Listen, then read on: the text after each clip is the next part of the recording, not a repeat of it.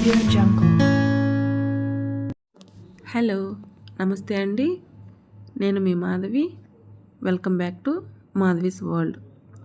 ఈరోజు మనం ఆవకాయ పెట్టుకుందామండి. ముందుగా మీలో ఎవరైనా మన ఛానల్ని చూస్తున్నట్లయితే ప్లీజ్ సబ్స్క్రైబ్ చేసుకొని సపోర్ట్ చేయండి.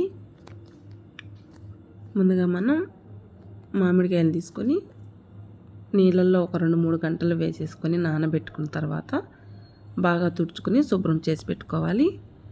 ఈ విధంగా మనం మామిడికాయల్ని కొట్టుకొని మనము చిన్న చిన్న ముక్కలుగా కట్ చేసుకోవాలి. ఈ విధంగా చిన్న చిన్న ముక్కలుగా కట్ చేసుకున్న తర్వాత నేను 2 కేజీలు తీసుకున్నానండి. నాకు ఇప్పుడు ఇవి 2 కేజీలు అయ్యాయి. మనము ఇలా ముట్టికి ఒక సన్న పొరగా లేయర్గా ఉంటుందండి. అది తీసేసుకొని క్లీన్ చేసుకోవాలి. ఇప్పుడు మనం కొలతలకు ఇది సోలండి, దీన్ని పావు అంటారు. దీంతో మనం 2 కేజీలకి కల్లుప్పు తీసుకొని మిక్సీ పట్టుకున్నాను. ఒక పావు అండి, 2 కేజీలకి ఒక పావు వచ్చేసి ఉప్పు,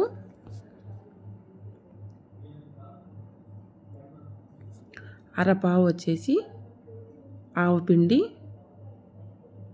పచ్చి ఆవాలు మిక్సీకి వేసుకొని పట్టుకున్నాను. అరపావు ఆవపిండి, ఒక పావు వచ్చేసి మిరప్పొడి,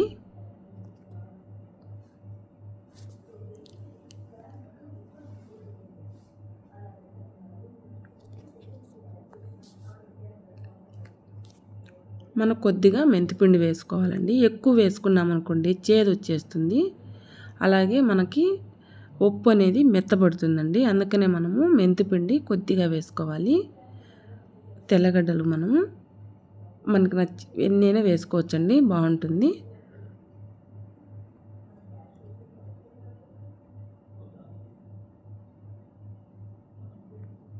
ఇప్పుడు అంతా ఒకసారి పొళ్ళన్నీ ముక్కకు పట్టే విధంగా బాగా కలుపుకుందాం. ఈ విధంగా అంతా ఒకసారి కలిపేసుకున్న తర్వాత చూసారా ఎలా కలుపుకున్నాము. ఇలా అంతా ఒకసారి కలుపుకున్న తర్వాత నేను 1/2 కేజీ శనగ నూనె తీసుకున్నానండి. నువ్వుల నూనె వేసుకున్నా కూడా చాలా బాగుంటుంది. ఊరగాయలకి నువ్వుల నూనె బాగుంటుంది, కానీ నా దగ్గర లేదండి ప్రస్తుతానికి. శనగ నూనె వేసుకుంటున్నాను. 1/2 కేజీ నేను వేరుశనగ నూనె వేసుకున్నాను.